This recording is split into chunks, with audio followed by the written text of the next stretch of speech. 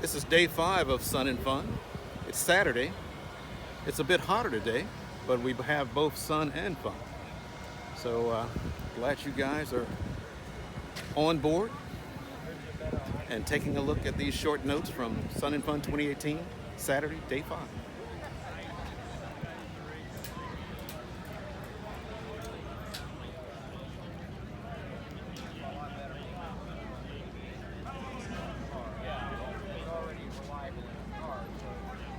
This is Sun and Fun Day 5. This is 2018 Sun and Fun, and here we have Robert Fenderson. This is my son Takumi. Robert and Kiwi are from where? Takumi. Takumi. Where do you hail from? We are from Sarasota. From Sarasota, and this is their first Sun and Fun, and they are here because of what? Well, my son Takumi has a question on why airplanes fly. He's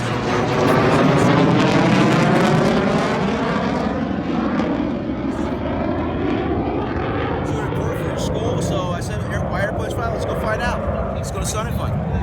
Excellent. And so this is their first Sun and Fun. They're here to find out where airplanes fly, and I think they're having a good time. And you know what? The number one reason why airplanes fly? Why is that? Money. That's right. That's why airplanes fly. You got to write a check.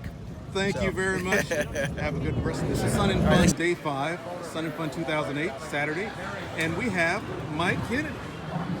And Mike, what are you doing here at Sun and Fun? Oh, just enjoying the show. I come here pretty much every year. I love this place.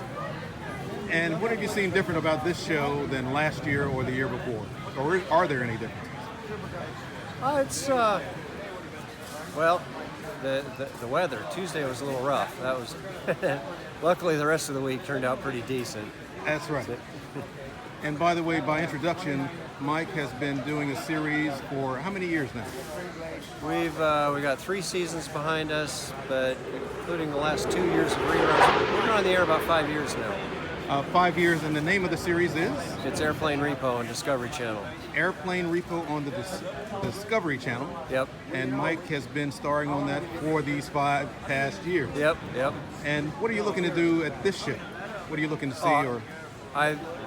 I'm good friends with most all the Warbird guys, the Mustang guys, and tonight we'll be over at the Aeroshell motorhome. They always have a little get-together for the night for show, the night have flight. Dinner and stuff, and be over there with them because the Aeroshell team's just really dear friends of ours, and we come over here mainly just to see them. So here's another reason that you need to come to Sun and Fun. Mike Kennedy is here. He's able to talk to you about anything aviation, and he's a great guy just to be around. Well, I appreciate that. Thank you, Mike. Right. We're here at Sun and Fun. This is day 5 of 2018 Sun and Fun, and we have 2 of our finest that are here representing. And this side over here we have Lieutenant Colonel Scott Cheetah-Pets. Scott Cheetah-Pets, and we also have Major Pete the Body Belinsky. Pete the Body Belinsky. Excellent. And you guys are representing who? We're out of Colorado Springs, North American Air Defense, and we're out here educating people on temporary flight restrictions. And it's important down here in Florida because of the Mar-a-Lago. When President Trump goes down there, we want to educate people on how to avoid getting fighter alert aircraft scrambled on them. Absolutely. And where do you hail from, by the way? I'm originally from South Dakota, and like I said, we're out of Peterson Air Force Base in Colorado. All right, and where do you originally hail from? I'm out of Minnesota. Minnesota. Are you a Golden Gopher, by the way? I am not, no. Went to St. Thomas up there, so nearby. All right, is this your first Sun and Fun? No, I actually performed with the Thunderbirds here back in 2015. A former Thunderbirds guy, and is this your first Sun and Fun? This is my first Fun and Sun, yes sir. Excellent. Well, we want to thank you guys for your service, and thank you for coming to Sun and Fun. All right. Appreciate it.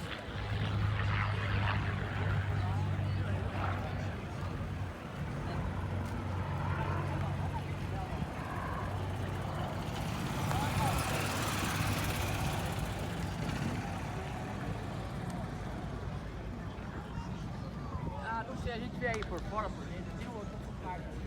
Olha aí.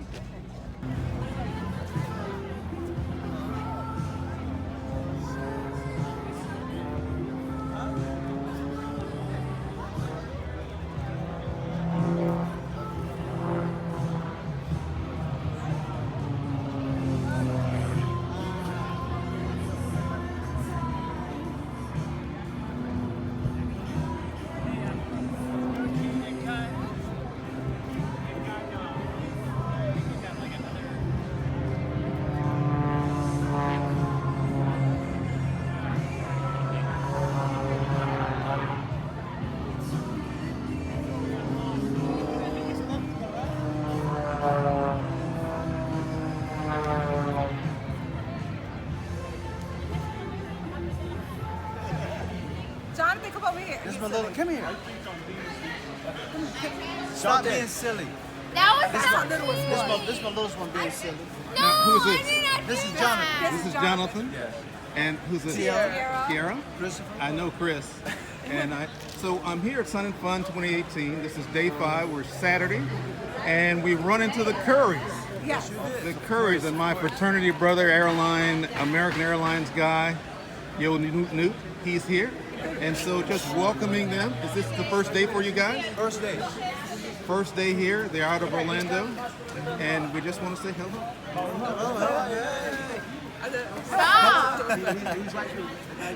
And Sporty's has the oximeters that are to go. This one is called Oxigo, and it only lists for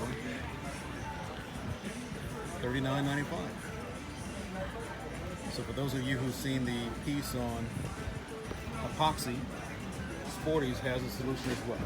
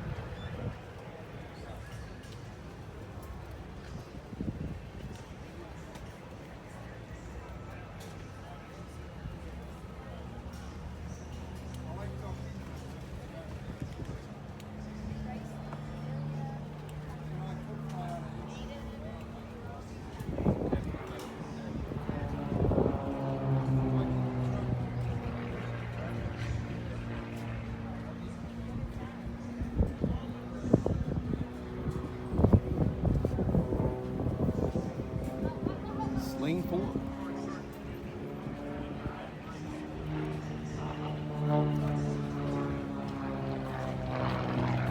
Very nice lines on this Sling 4. This is a kit plane, one that you can build. The Phenom 300 continues to attract a good crowd alongside its little brother, the Phenom 100. It's a 100E for those of you who are taking store at home. 100E because it's experimental. It has not been certified. This particular airplane, this one that's here, but the line has been certified. Sun and Fun, day 5, Saturday.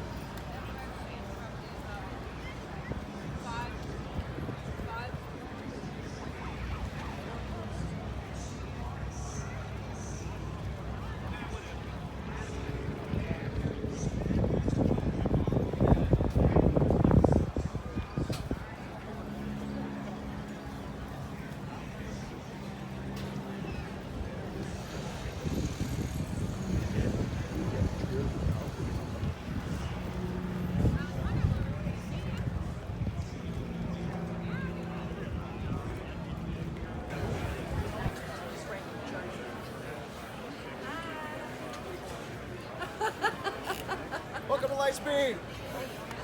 This is the LightSpeed crew here on Saturday at Sun and Fun. How are you guys doing? Awesome. Doing How great. are Excellent, excellent. And what would you say is different about Saturday's crowd as much as Thursday and Friday? Who wants to answer? Saturday crowd is a little more family oriented, and Thursday and earlier in the week, a little more of the GA crowd is out here. So More of the pilots and Yeah, actual the flyers, owners and such. We've heard that comment from some other vendors that say that today is more of a family event, more so than just the enthusiasts that are looking for pilot upgrades and the like. that's true. And you guys are here with the Zulu 3. We're here with LightSpeed Avionics. LightSpeed Aviation and Zulu 3. Yeah, check this thing out. Oh my goodness. Give you the tour. All magnesium, stainless steel construction. Kevlar reinforced cables, 7-year warranty. 7-year warranty. Yes. I think that may be the strongest in the industry. It is. Industry leading. Well, thank you guys. I appreciate it. Great. Thank you so much. Enjoy the rest of Sun and Fun. Here with FlightChops. We're on day 5 of Sun and Fun 2018. And we are giving a short interview because we want to know more about FlightChops. Yeah. And so he was just telling me about how he came back into filming between 2005 and 2009. Got back into flying. Yeah, so I wasn't current during those years. So really what happened was during that time, between 2005 and 2009, a lot of things happened, right? Yeah. iPads happened, YouTube happened, GoPros happened. So I kind of started trying to get recurrent, going online and seeing lots of things that I wasn't sure about the example that I was seeing. Like some people that looked like instructors but weren't, or some people that were instructors that had bad production value. And like, what am I seeing, man? This is a zoo on YouTube. Yeah. So really, I got a GoPro to debrief my own stuff. I shared with my friends a little bit, like, oh, I'm getting the rust off my landings, and check this out. I fixed some problems. Got better at the center line by filming what I was doing and realizing I was always a bit left. Right. And shared it like a little bit, and then some other friends were like, yeah, I got something out of that, man. You should maybe share that wider. And it just kind of slowly became wider. And then a buddy of mine who's a film director was like, if you're gonna do YouTube, you gotta put the U in YouTube. At the time, I had this mustache on for a thing in Canada we call Movember. It's a charity where you grow a mustache in November. Grew the stupidest mustache I could. And they basically were out for dinner one night, and a couple buddies drew the logo on a napkin, and stuck with the stupid mustache. FlightChops was born. Yeah. So it's about. I think it's a unique logo, and well, yeah, it's also because I'm a drummer, so I'm always working on my chops. Oh. So they're like, you're practicing flying, it's like you're practicing drumming, chops, FlightChops, get the chops. It's just like kind of organically came together. And that was the root of it, really. And then it just became it was like a vacation from work where I was doing work, but I was making the flying content that I wanted to see. And because I guess I did it authentically the way I wanted to see it, I felt like it was kind of missing this authentic sort of real, what is it really like to fly? Like there's enough cool YouTube pilots out there. I don't need to be one of those. I'm married, I don't need to impress any chicks. So I didn't mind showing mistakes and just learning to just share in the process of, and then it just became, more and more people came out and said, hey man, you want to learn how to do this? You want to see what I fly? And that kind of is how it evolved. Okay. And today, looking at where you are now and what you're looking to do in the future, what is FlightChops doing in the future? Well, I mean, my dream is to get checked out on a Spitfire proper. You know what I mean? Like get signed off, like you're a qualified Spitfire pilot. Like so I can sort of follow the footsteps of my grandfather. And yeah, I mean, honestly, even what I'm already doing, I would never imagine. Like I'm a formation pilot flying chipmunks. Never would have thought I could have done that, or would have had the opportunity to do that, So yeah, it's been pretty amazing what opportunities have come up in the community. Have you been surprised by your acceptance in the general aviation community? I don't think I've been surprised. I've always found general aviation welcoming. I think it's really more a case of my mission was to make it as widely available, and I wanted to be an ambassador. My first flying mentor, his name was Norm.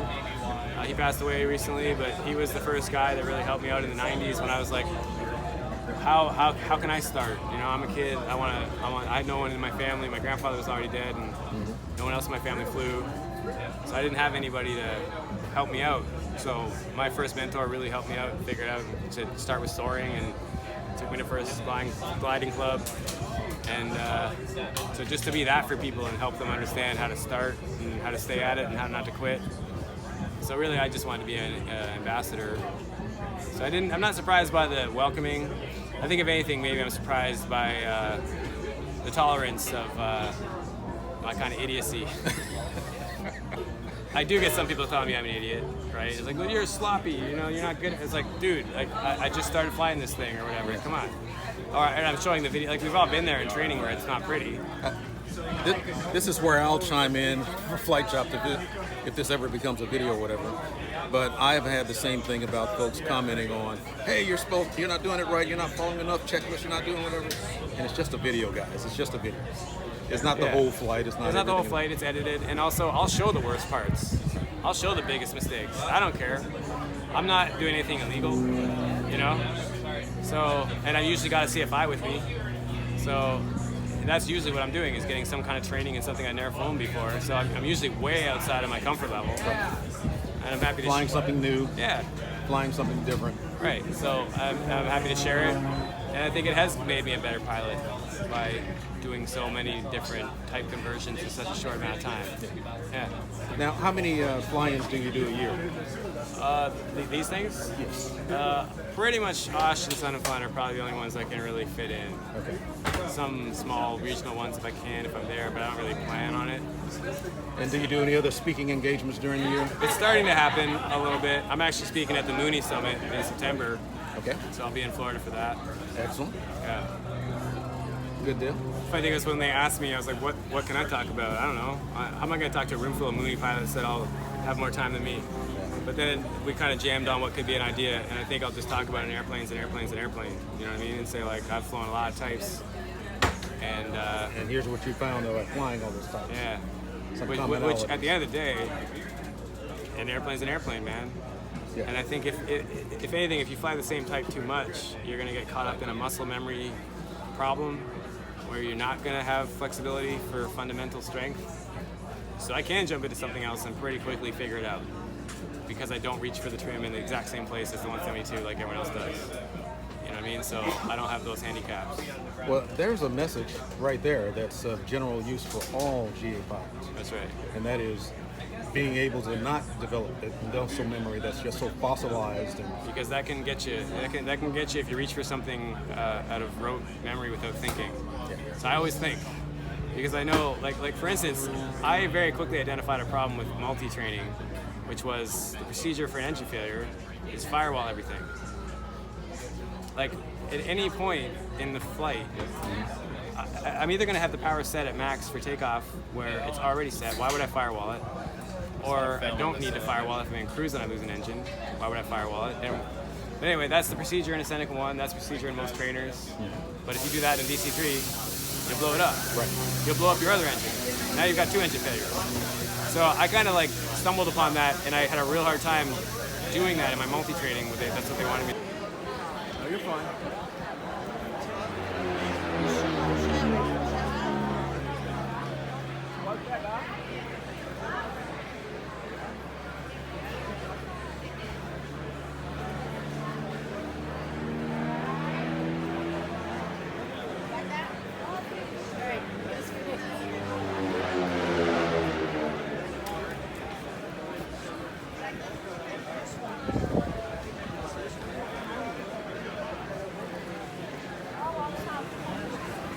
I'm from Sun and Fun today, and here we have Steve Ott. Steve, where are you hailing from? From Kokomo, Indiana. Kokomo, Indiana. Yes. And is this your first Sun and Fun? No, we've been here several times. And what do you like about Sun and Fun? Just always enjoy seeing the aircrafts and looking at the different vendors and the displays. And today we find Steve is here with BendixKing, and he's looking at just looking at their navigator systems, yeah. This is Sun and Fun today on Saturday, the 5th day of the event, and we're here at the Avionics booth. And with me I have John Barone. John Barone. John, where are you from? I am from Buffalo, but the Avionics manufacturing facility is from Bonita Springs, Florida. Bonita Springs, Florida. And here at the booth, they've had some good traffic during the Sun and Fun conference fly-in. And in particular, they now have... Okay, so that's part of it. Okay, so that's easier. So we already know... a doggy solution for high-altitude flight. Tell me about it. Well, you know, we need oxygen as we get up in altitude. Ideally, we like to tell customers to start using it at around 8,000 feet. However, you can start at 10 or start at 12. I think the regs say 12.5, but since we need oxygen, we also like to take our favorite friends, pets included, and so we design and manufacture a mask for dogs, 5 different sizes, so that they can join us.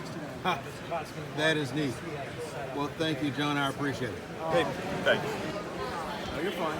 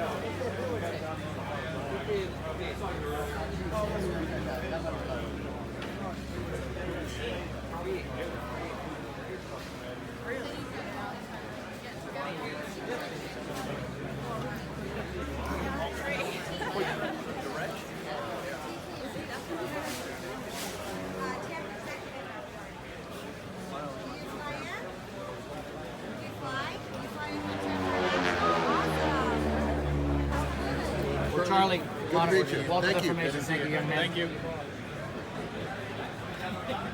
And Charlie is again here helping people to understand their differences in products and solutions. Charlie, how are you today? I'm doing good. Good to see you again. Good to see you. What have folks been asking you the most about today on Saturday at Sun and Fun? Well, Saturday it's a little bit of a different crowd. I would say overall it's a lesser number of actual airplane owners. It's maybe the kind of guy that's looking at thinking of getting an airplane, looking at their possibilities, what kind of equipment they could put in an airplane, you know, bring it up to the latest and greatest. Okay. Yeah. Gotcha. And Charlie has good experience. He's an A&P as well as a commercial instrument and multi-rated pilot. Yep. He has been here at Aspen for a few years and knows the lay of the land quite well. Thank you, Charlie. I appreciate it. Thank you. Good seeing you.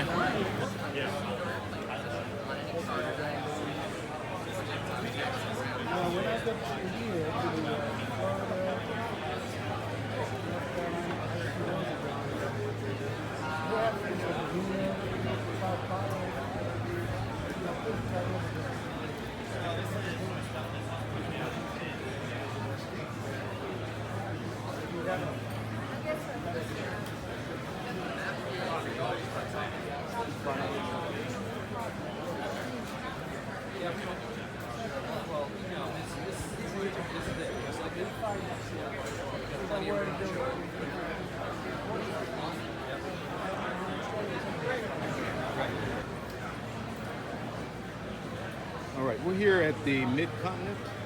No, this is Low Aviation Services. We're here at Low Aviation Services, and they have a booth here where they're seeing lots of traffic.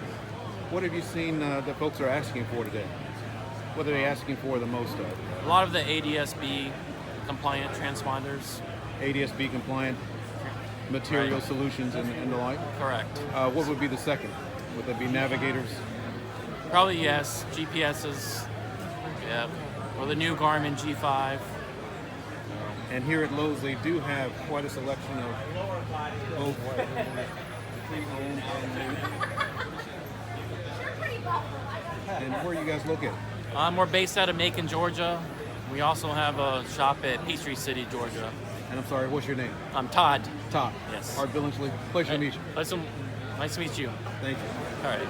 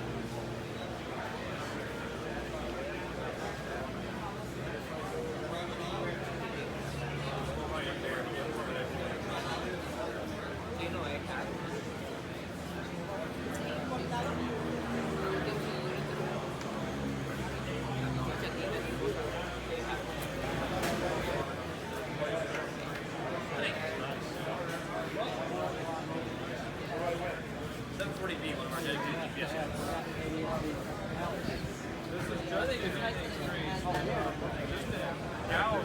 the 2020 compliant thing. That's a bigger deal. It's got to be an FAA certified installer.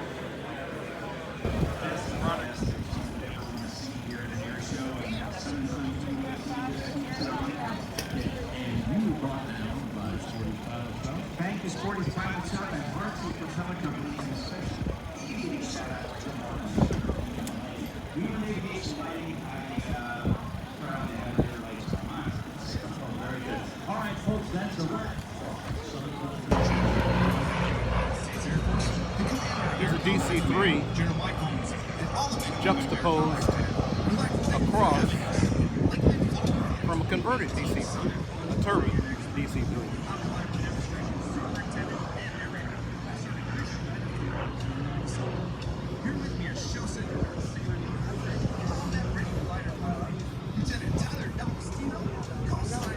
So after more than 60 years, DC-3s or C-47s as they're known on the military registry, C-47s are still in the air.